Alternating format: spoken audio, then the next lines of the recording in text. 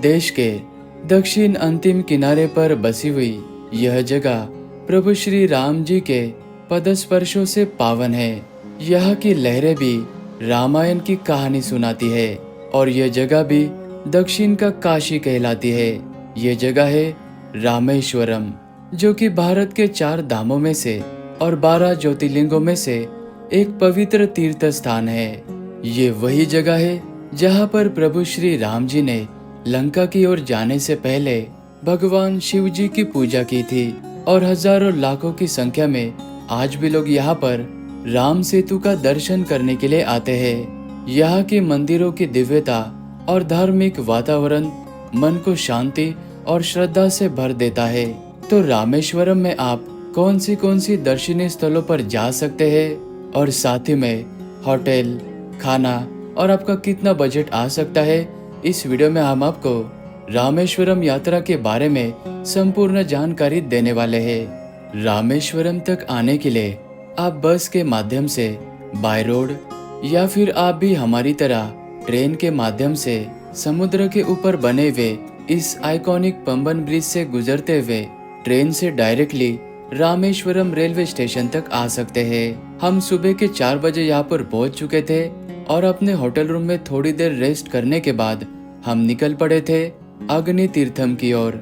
रामेश्वरम में आने वाले अधिकतम भक्तगण इसी अग्नि तीर्थम में स्नान करने के बाद अपनी यात्रा की शुरुआत करते हैं, क्योंकि मान्यता के अनुसार भगवान श्री राम जी ने ब्रह्म हत्या पाप से मुक्ति पाने के लिए इसी स्थान पर स्नान किया था।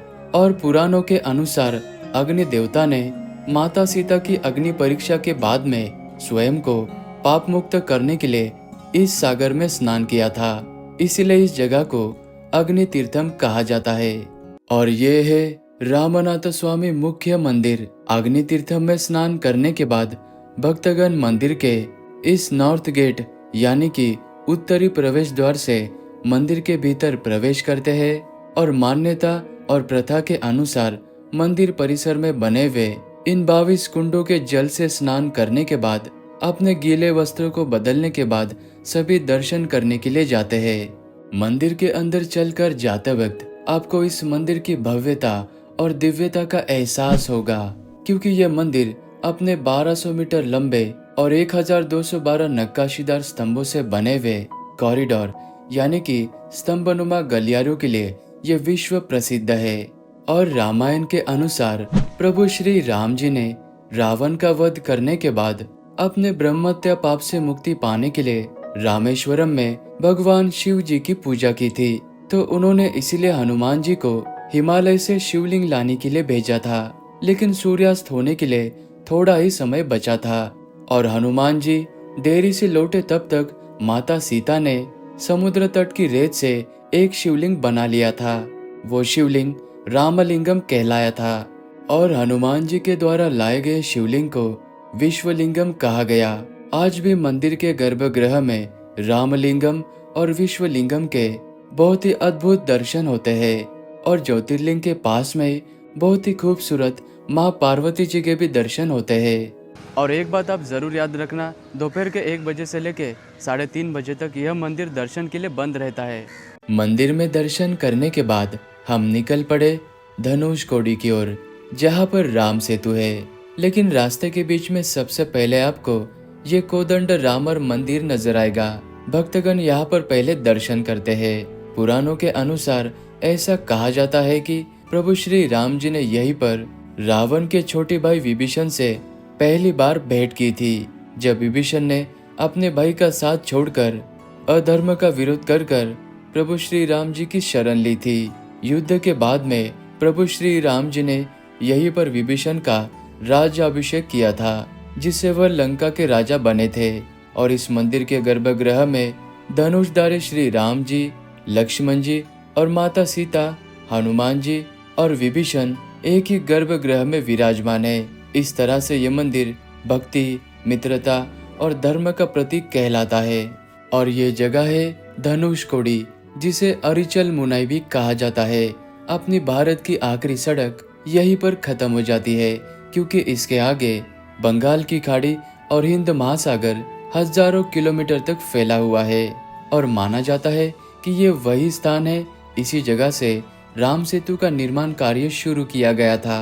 प्रभु श्री राम जी के आदेश पर नल और नील नाम के वानरों ने अपने संपूर्ण वानर सेना के समेत श्रीलंका तक जाने के लिए राम सेतु का निर्माण इसी जगह पर किया था। और प्रभु श्री राम जी ने अपने धनुष के अग्रभाग को यानी कि कोड़ी से समुद्र को छुआ था, इसीलिए इस जगह को धनुषकोडी नाम पड़ा। और धनुषकोडी गांव में आपको ये लाइट हाउस भी नजर आएगा।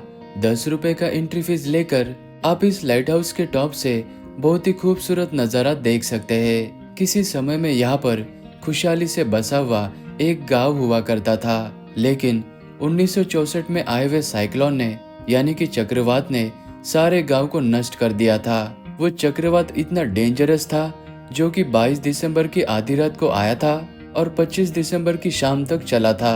गांव के कोई भी लोग बच नहीं पाए थे। तो आप इस गांव के उन सारे अवशेष को यहाँ पर देख सकते हैं और यहीं पर एक खूबसूरत सा बीच भी बना हुआ है। अभी हम जिस जगह पर आ चुके हैं इसे रामा तीर्थम कहा जाता है। ये जगह मुख्य मंदिर से मात्र 800 मीटर के दूरी पर है और कहा जाता है प्रभु श्री राम जी ने अपने धनुष से तीर चलाकर इस कुंड के जल को प्रकट किया था और उन्होंने यहाँ पर भी स्नान किया था। ये जगह ऐतिहासिक और धार्मिक दृष्टिकोण से भक्तों के लिए महत्वपूर्ण है, तो भक्तगण आशीर्वाद के स्वरूप में इस कुंड का दर्शन करने के लिए भी आते हैं। और इसी कुंड के ठीक सामने ये ऐतिहासिक राम, सीता और लक्ष्मण जी का मंदिर भी है, तो भक्तगण यहाँ पर भी दर्शन करते हैं। राम तीर्थम से मात्र 5 मिनट के दूरी पर ये पंचमुखी हनुमान जी का मंदिर स्थित है। यहाँ पर आपको 5 मुख वाले हनुमान जी के बहुत ही अद्भुत दर्शन होते हैं और यहाँ पर भारी संख्या में भक्तगण तैरते हुए पत्थरों को यानी कि फ्लोटिंग स्टोन को देखने के लिए आते हैं, जिन्हें रामायण से जुड़ा हुआ कहा जाता है। पंचमुखी हनुमान जी के मंदिर के ठीक सामने आपको ये खूबसूरत सा श्री नटराज मंदिर नजर आएगा। यहाँ पर आपको भगवान भोलेनाथ जी के नटराज स्वरूप में दर्शन होते हैं और इस खूबसूरत जगह को लक्ष्मण तीर्थम कहा जाता है। ये लक्ष्मण तीर्थम मंदिर रामेश्वरम के प्रसिद्ध पवित्र तीर्थ स्थानों में से एक है और ये खूबसूरत सा मंदिर और ये तालाब भगवान श्री राम जी के छोटे भाई भगवान लक्ष्मण जी को समर्पित है और कहा जाता है कि लक्ष्मण जी ने यहीं पर भगवान शिव जी की आराधना की थी ताकि उन्हें भी युद्ध के पाप से मुक्ति मिल सके।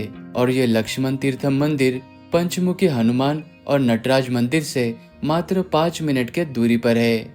और आप इस रामर पादम मंदिर में प्रभु श्री राम जी के पद चिन्हों के भी दर्शन कर सकते हैं और साथ ही में वेलोंडी Theertham, doctor APJ Abdul Kalam sir का घर और मेमोरियल और ये पंबन ब्रिज, ये सभी जगहों पर भी आप जा सकते हैं। और रामेश्वरम में होटल की बात करें तो मंदिर परिसर के आसपास में कई सारी धर्मशाला और होटल्स है। यहाँ पर आपको होटल रूम 800 से लेके 2000 तक और धर्मशाला में आपको 300 से लेके 1000 रुपए तक अच्छे खासे रूम्स मिल जाएंगे, लेकिन सीजन के समय में थोड़े से रेट्स ऊपर चले जाते हैं। और मंदिर के इस पहले मुख्य गोपुरम के आसपास में कई सारे खाने के लिए होटल्स बने हुए हैं, जहाँ पर आपको नॉर्थ इंडियन से लेके साउथ इंडियन तक सारे खाने पीने की चीजें मिल जाएगी।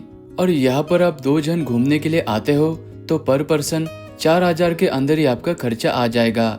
और यहाँ पर आप इस तरह का ऑटो हायर करके सभी जगहों पर घूम सकते हैं, या फिर आप भी हमारी तरह यहाँ पर स्कूटी भी रेंट पर ले सकते हैं। और आप अपने बजट के अकॉर्डिंग यहाँ पर 2 नाइट स्टे या फिर 1 नाइट स्टे करके आराम से 2 पूरे दिन में रामेश्वरम की सभी जगहों पर घूम सकते हैं।